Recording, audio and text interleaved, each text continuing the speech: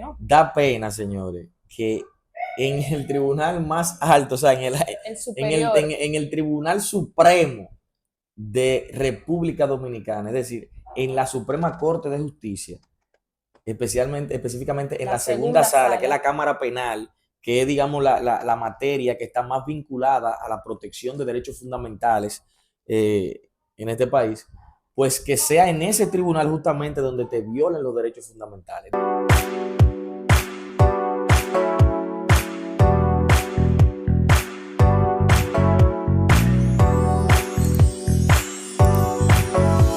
Señores, la verdad que el ejercicio del derecho en República Dominicana requiere de habilidades especiales.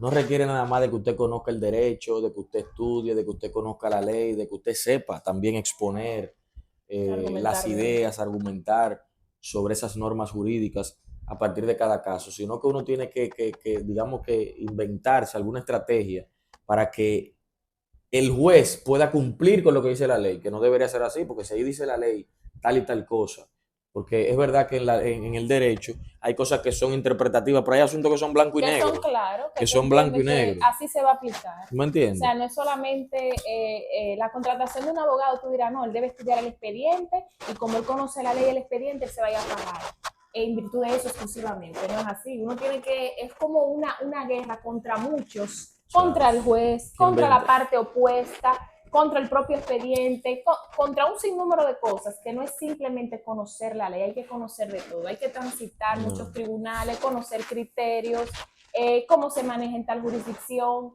y no debe ser así. Lo ideal o lo correcto es que exista una ley y se aplique igual en todas partes de un mismo ordenamiento jurídico.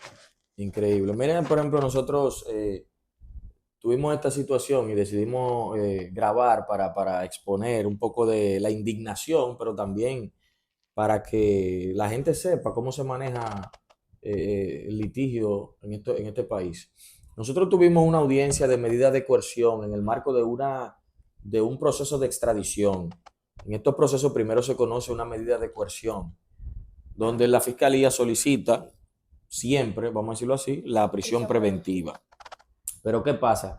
Que esto tiene que cumplir con unas reglas que están establecidas en la ley, que está establecida en la Constitución, y a esto es lo que nosotros los abogados le llamamos el principio de legalidad en cuanto a la ley, por ejemplo, y también la supremacía de la Constitución. O sea, toda actuación, y especialmente las actuaciones públicas, tienen que estar enmarcadas dentro del ordenamiento jurídico dominicano. O sea, no puede salir de esos límites. ¿Qué Exactamente. los limita? La legalidad, o sea, la Entonces, legalidad. qué dice la Constitución para el tema del conocimiento de medidas de coerción? Dice la Constitución, el artículo 40.5, el artículo 40 es el que consagra el derecho a la libertad y a partir de ahí entonces establece, digamos, ciertos procedimientos que permitirían la vulneración legal o constitucional del derecho a la libertad o qué hacer cuando no se cumplen con esos, digamos, requisitos. Y dice el numeral 5 de ese artículo 40 de la Constitución que cuando una persona es arrestada, la autoridad pública, en este caso el Ministerio Público, tiene un plazo de 48 horas para ponerlo a disposición de un juez que va a determinar qué tipo de medida de coerción se le va a imponer o si lo va a poner en libertad. Dice esa misma Constitución que de no ponerlo a disposición de un juez debe de ponerlo debe de ordenar la Otorgarle su libertad libertad. a esa persona que ha sido arrestada si se vencen esas 48 horas. El Código Procesal Penal también refuerza esta normativa constitucional. En el artículo 225 establece también que Si no se si presenta ante un juez, es decir, que te lo resuelve, te te dice la resuelve situación y te exactamente dice la cuál es la consecuencia. consecuencia si O tú no sea, que lo no haces. debe salirse ningún Entonces juez de ahí. esto es blanco y negro, o sea, esto no es un asunto de que vamos a interpretar porque si esto, porque si aquello. La discusión que siempre hemos venido teniendo los abogados con el Ministerio Público es, que hasta ahora el Ministerio Público ha ganado ese Esa pleito, parte. es si las 48 horas es para estar frente a un juez que va a decidir, o sea, la audiencia de medida de coerción, o si las 48 horas es para la solicitud de medida de coerción, o sea, el depósito del Ministerio Público debe de hacerse antes de las 48 horas, aunque la audiencia se celebre tal vez a las 72 horas o Exacto. 54 horas, lo que sea.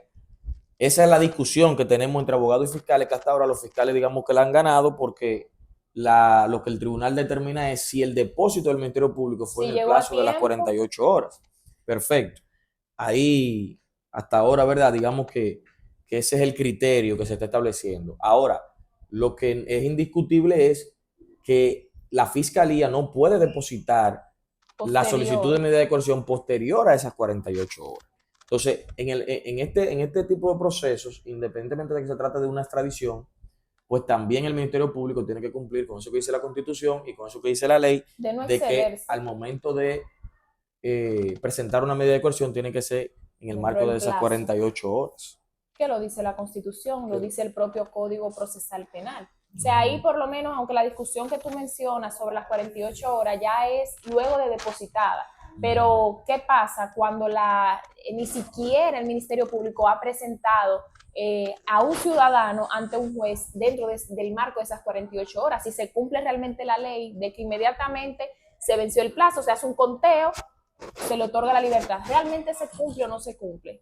Hemos tenido escenarios donde sí se cumple, Sí, pero pero lamentablemente hay muchos que no. da pena, señores, que en el tribunal más alto, o sea, El en el, superior. en, en el Tribunal Supremo de República Dominicana, es decir, en la Suprema Corte de Justicia, específicamente en La la segunda segunda sala, que es la sala. Cámara Penal, que es, digamos, la materia que está más vinculada a la protección de derechos fundamentales en este país, pues que sea en ese tribunal justamente donde te violen los derechos fundamentales, donde no se te cumpla con la ley. Te viola, pero de una manera descarada, porque no debe violarse los derechos, pero peor es cuando se violan los derechos y ni siquiera se molestan en darte una justificación más o menos convencible o por lo menos razonable. Ellos te vulneran, pero poco importa la justificación que ellos Sí, le un den. argumentos como muy banales para algo tan importante como el derecho a la libertad y que tú digas, wow, pero ¿dónde está el respeto a las partes? ¿Dónde está el respeto al derecho? Donde, ok, tú me puedes dar una decisión contraria que yo tal vez voy a estar en desacuerdo, pero haz un esfuerzo argumentativo, jurídicamente hablando, para yo por lo menos entender Entender. que es posible que tú tengas razón de alguna manera u otra, no simplemente rechazarte cualquier pedimento sin una justificación fuerte para ello. Entonces, ¿qué sucedió en este caso? Cuando nosotros estamos estudiando el expediente, verificamos que el acta de arresto de la persona extraditable decía que fue arrestado a las 11:30 del día. Del día. Del día. Hay una discusión. Día, noche, día. Horas del día. Es decir, que la fiscalía tenía hasta 48 48 horas después, en este caso 29 de septiembre, a las 11 de el la arresto fue mañana. 27 de septiembre, 11:30 de la mañana, y ellos tenían hasta el 29 de septiembre, que era lunes, hasta las 11:30 de la mañana para que se cumplan esas 48 horas. Cuando nosotros verificamos, el depósito de la solicitud de medida de coerción se hace a las 3:08 de la tarde. Es decir, que ya tipo 52 horas después del 50 y pico arresto, de más o horas. menos. Entonces, nosotros decimos, bueno, Ya hay una aquí libertad. no hay discusión. Esto es libertad. Es una libertad, Esto es libertad. pero gracias a nuestra experiencia no solemos decirle al No, cliente, al nunca. usuario, de que tiene un resultado asegurado, porque sabemos dónde estamos. Pero si se hubiese aplicado, ese ciudadano hubiera obtenido su libertad. Exactamente. Entonces, ¿qué sucede? Que nosotros planteamos ese incidente para que se declare inadmisible la solicitud de medida de coerción por vencido el plazo y por ende se declare como arbitraria la detención que estaba sufriendo esa persona a partir de ese plazo y que se ordenara la libertad desde el salón de audiencia, que es lo que corresponde en derecho. La fiscalía nos responde a nosotros en la réplica con varios argumentos. Uno de ellos es que no es a las 11 del día, que es a las 11 de la noche. Lo que pasa es que el formulario que está preelaborado dice del día, pero que realmente es de la noche. En ese caso fue en la noche. Pero en el Dice acta, la del persona que día. puso 11:30 no puso PM, lo dejó del día. Entonces ahí creo que no tenía mucho fundamento. También dice la fiscalía que los militares escriben las horas corridos, o sea, Sí, sí. 24 horas, un sistema de 24 horas. Entonces, se contradicen ellos mismos, porque si fuera así, en vez de decir las 11:30, diría las 23, lo cual entonces le da la razón, nos da la razón de que fue en el día que la persona fue arrestada. Otro argumento es que nosotros tenemos la nota policial donde dice que fue en la noche. Que no fue aportada. Y nosotros decimos, pero es que ustedes ya pasaron la fase probatoria, ustedes aportaron todas sus pruebas, concluyeron, y ahora en una réplica es imposible desde el punto de vista procesal que ustedes depositen nuevas pruebas. Eso es imposible desde el punto de vista procesal. Usted culminó su fase probatoria, culminó su fase conclusiva, y luego nosotros le planteamos esta situación. Usted no puede ahora decir, pero déjame aportar esta prueba que me faltó. ¿Entiende? Entonces, que confirma que se trata de otra hora. O sea, no se puede. Que incluso la fiscalía con sus refutaciones no está negando que está fuera de plazo, está justificando que esa hora es incorrecta, lo cual jamás se pudo probar porque esas pruebas nunca fueron parte de la solicitud para que se pudiera corroborar, y que de hecho, si hubiera sido permitida esa prueba, hubiera sido aportada oportunamente, hubiera una contradicción como quiera. Exactamente, hubiera una duda. Esa es otra cosa. Si tú me aportas una prueba que te dice que fue a las 11:30 de la noche y me aporta otra prueba que me dice que fue a las 11:30 del día, quiere decir que hay dos pruebas sobre el mismo hecho que son contradictorias. Y si son contradictorias, entonces se aniquilan entre sí, como dice mi amigo, colega y profesor Cristian Cabrera. Pruebas contradictorias sobre un mismo hecho se aniquilan entre sí. ¿Por qué? Porque hay una duda insuperable. Y la duda favorece a la persona que está sometida, según lo que establece la Constitución Dominicana, en cuanto al principio de interpretación favorable a la persona que está subyúdice. También lo establece el Código Procesal Penal en el artículo 25. Entonces, como tú dices, si hay dos pruebas sobre el mismo hecho, o sea, sobre una discusión sobre la hora del arresto, pues entonces hay una duda insuperable y yo lamentablemente tengo que decidir en favor de la persona. En este caso, el horario de la mañana. Que es otra solución que la propia ley nos da. El plazo a las 48 horas tiene una solución si se viola. Si hay duda, ya la ley nos ofrece una solución. Pues si hay duda, se favorece al reo. Y fíjate que la discusión aquí con relación a fiscalía es no negar la situación que planteamos, es justificarla. Ellos lo que están diciendo es que la hora no era esa. O sea, ya no están diciendo, sí, lo depositamos fuera de plazo, pero fue porque es lo que estableció el tribunal erróneamente. Exacto, que independientemente de ese argumento de la fiscalía, lo que nos sorprendió fue la decisión. El tribunal dice, a partir que ese argumento lo plantea la abogada de que representa a la embajada, en este caso de Estados Unidos, que aquí no hay atención permanente, dice ella, que no hay atención permanente en la Suprema Corte de Justicia y por eso no se puede depositar fines de semana y que por ende se prorroga hacia el día laborable siguiente. Pero ¿qué pasa? Y es el argumento que dice, entonces el tribunal digamos, se engancha en dos argumentos. Se apoya en dos argumentos que son, primero, en primer lugar, ellos sí dicen fue a las 11 del día. Esa parte la dejaron clara.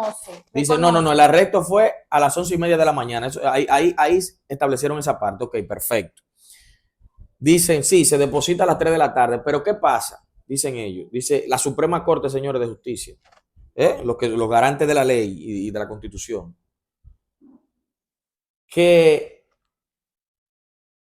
como no hay atención permanente, que ciertamente está fuera de plazo, pero como no hay atención permanente en la Suprema Corte de Justicia y no hay ninguna vía por correo ni electrónica para depositar en un horario no laborable, como si fuera por ejemplo un domingo, pues entonces se prorroga hacia el otro día.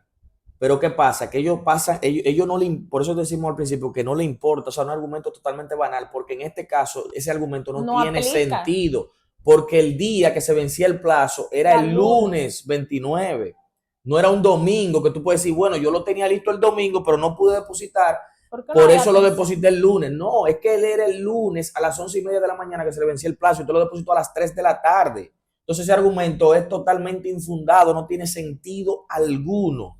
Y el tribunal... Uno queda con las ganas de que aunque ya decidió el tribunal de responderle. Decirle tribunal. Pero una pregunta, si yo vengo ya para otro caso, si yo vengo a depositar una instancia a las 11 de la mañana del lunes siguiente, ¿me la reciben? A ver qué me dicen, porque entonces a las 11 de la mañana no estaba abierto el tribunal. O sea, el fundamento, la justificación no se ajusta a lo que las partes le están indicando. O sea, tu respuesta tiene que ser en virtud de lo que yo refuté. Y también dice... como segundo argumento se ancla en que que como es una medida de coerción y es algo que se aporta a lo que se tiene a mano, como que aún después de concluir, sí las partes pueden aportar nuevos elementos. O sea, quieren relajar exageradamente la medida de coerción, como que, porque es una medida de coerción, podemos hacer lo que sea. Excepciones que No, no no sé de es dónde. así, no es así. Porque, primero, el derecho de defensa que tiene la parte imputada, dentro de las diferentes aristas que componen el derecho de defensa, si no es el más, que debe ser el más El de importante, es de contradicción. tú poder prepararte con tiempo de antelación de lo que me están imputando y de las pruebas que están presentando en mi contra, porque yo tengo que contratar unos abogados que van a elaborar una estrategia, como hicimos nosotros, en base a los elementos de prueba que la Para fiscalía está atacar presentando. cada elemento de Entonces, prueba. pues entonces vamos a elaborar una defensa en base a lo que está y lo que podría estar. No, no es posible eso. Entonces yo estoy viendo qué me presentaron y digo, bueno, pero si me presentan esto, yo puedo utilizar como estrategia esto, porque la ley me dice que están fuera de plazo. Entonces, ¿cómo el Tribunal Supremo de este país me va a decir a mí que luego de que una parte, en el marco de un litigio, que es un pleito legal, me presentó evidencia, de manera sorpresiva, concluyó en base a esas evidencias, y que luego, porque vino un argumento donde ellos no supieron o no sabían cómo defenderse, entonces usted le va a permitir que ellos aporten nuevas pruebas? Eso también se puede permitir entonces de la parte imputada. que obviamente que no, porque sabemos que la balanza realmente se inclina. Pero realmente esto lo que nos deja de mensaje es que no basta con lo que la ley establezca, no es una operación matemática realmente, aunque la ley diga si usted tiene más de 48 horas de estado, debe concedérsele su libertad. Lo cierto es que habrá tribunales sí respetuosos de la ley, pero habrá otros que lamentablemente hacen un uso distinto, y creo que la convicción impera en muchos tribunales todavía. Así mismo, en ese caso entonces, al final de cuentas, rechazaron nuestro pedimento y le impusieron la prisión preventiva a esa persona en violación a la Constitución, en violación a la ley y en violación, obviamente, a sus derechos fundamentales. Entonces eso afecta no solo el derecho fundamental, ¿verdad?, De de esa la persona libertad, particular. no solo también el debido proceso, pero también la seguridad jurídica, es decir, la expectativa que tú tienes del derecho a partir de lo que dicen las normas jurídicas, afecta esa seguridad, porque tú ahora no sabes qué esperar, y afecta obviamente el tema de la supremacía de la Constitución Y el Estado de y el Derecho, Estado de porque Derecho, una buena porque decisión en un ciudadano particular es una decisión en favor del Estado, porque eso te dice a ti, bueno, mi Estado me garantiza que si yo actúo en base a la ley, si yo actúo de manera correcta, así mismo serán los efectos que yo voy a recibir de parte del Estado. Pero cuando eso no ocurre con un ciudadano, tú te preguntarás, ¿y si fuese mi caso? ¿Y si es un familiar? ¿Ocurrirá o no ocurrirá? No hay seguridad jurídica porque estamos ante una incertidumbre de qué va a pasar. El principio de legalidad, evidentemente, no se cumplió, no se respetó el principio de legalidad, es decir, aplicar lo que dice la ley. En este caso no se respetó y vuelvo y repito, da mucha pena, mucha indignación y también deteriora mucho el ánimo, el espíritu de los abogados y no digo yo de los ciudadanos, cuando es el más alto tribunal de nuestro país que está incumpliendo con la Constitución, incumpliendo con la ley.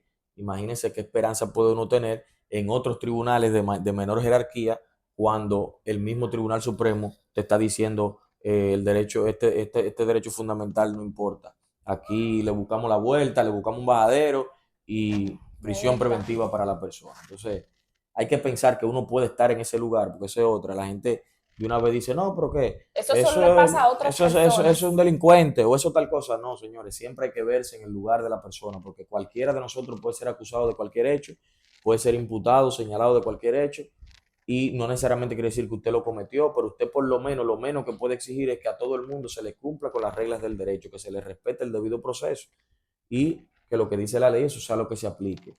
Pero no simplemente decir, no, vamos a hacer lo que haya que hacer, porque entonces tendríamos que eliminar todas las leyes y todo el ordenamiento y que los jueces decidan a pura convicción. Y eso no es, digamos, no es la naturaleza, de un Estado de Derecho. De un Estado de Derecho. Pero seguimos luchando y conociendo cada día más con todas esas sorpresas que nos da cada tribunal. Bueno. Ya ustedes saben, será todo, hasta una próxima donde tengamos otro asunto que compartir. Síganos en todas las redes, Derecho con Cucharita y Lisette Arias Abad.